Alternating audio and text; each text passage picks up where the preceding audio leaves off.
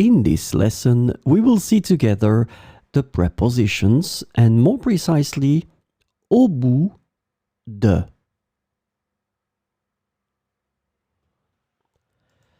So, of course, the first thing that we need to see together is what is une préposition?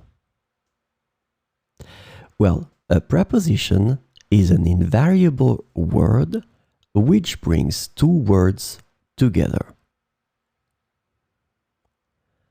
The second word is called complement, and it allows to specify the time, the cause, the place, the state, the manner, the purpose, or the matter. The second word can be another noun, a pronoun, an infinitive verb, or an adverb. And last but not least, remember that this complement can also be a sentence.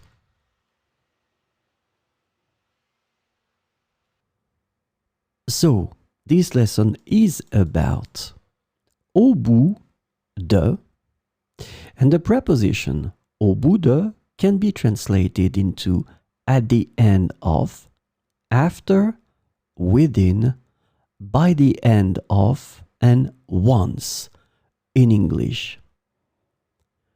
So let's see 4 examples with au bout de. Au bout de la rue, vous trouverez un joli parc. Au bout de la rue, vous trouverez un joli parc. Elle a réussi à résoudre le problème au bout de quelques heures. Elle a réussi à résoudre le problème au bout de quelques heures. J'habite au bout de l'impasse. J'habite au bout de l'impasse. Il a atteint ses objectifs au bout de plusieurs années de travail acharné. Il a atteint ses objectifs au bout de plusieurs années de travail acharné.